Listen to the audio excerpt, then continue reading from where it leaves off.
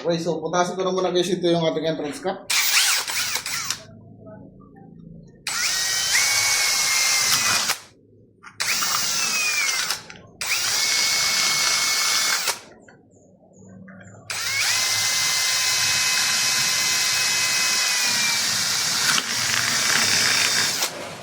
Okay na ako.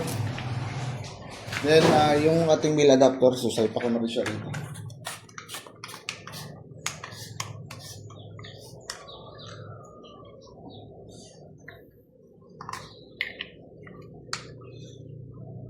Okay, so okay na. So kalasin ko muna yung cover niya rito mga master.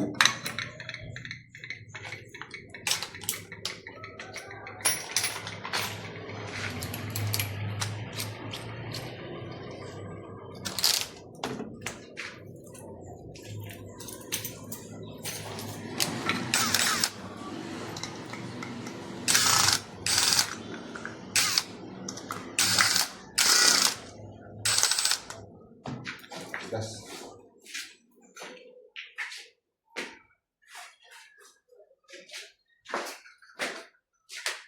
So palasin lang natin siya. So matigas yung pa yung ano.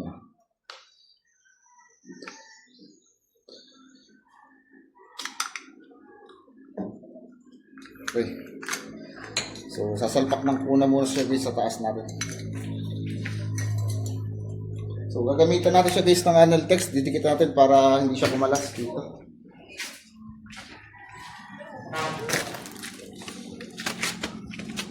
So na yung entrada natin.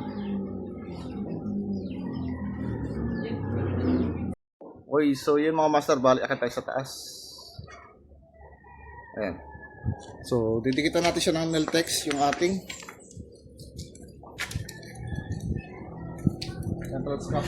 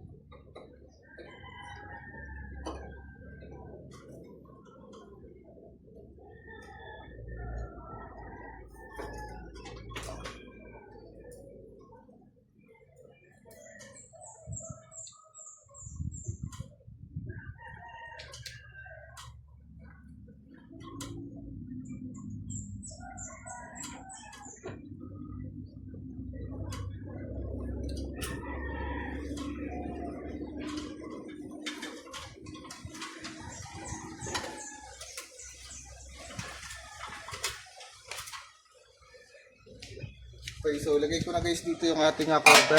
Yan. Are, itong kulay itim natin.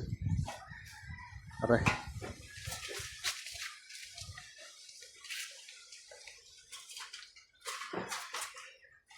Sabi mo magka-convince na.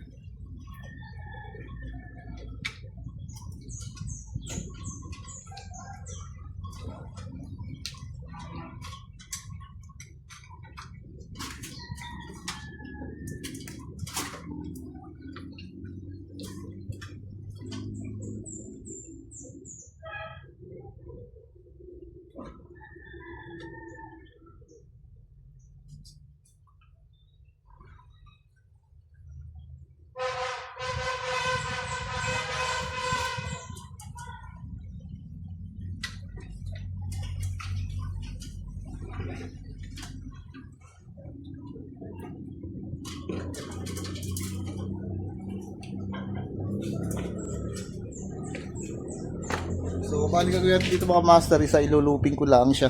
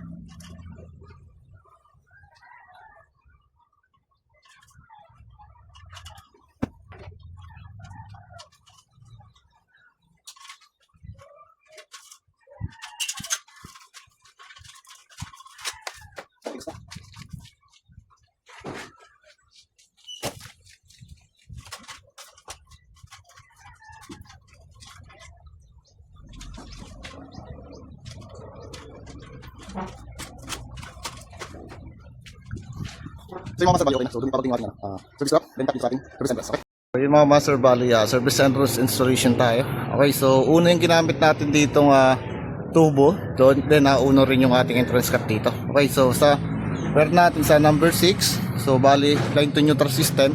Naglagay na lang ako ng tagging dito, which is ito yung ating palatandaan na ito yung ating magiging light. Then nag-additional tayo ng isang screw point insulator para sa babagtingan ng ating service truck dito. Okay, so ganun lang guys kung para mag-install ang ating service entrance. At isa pa, so nilooping natin dito. So ano nga ba ang purpose ng looping dito? Para hindi siya pasukin ng tubig. So tutuloy lang yung tubig natin, so hindi siya didiretso sa loob. Okay, so yun yung purpose ng ating looping dito ng ating wire. Okay, so salamat po.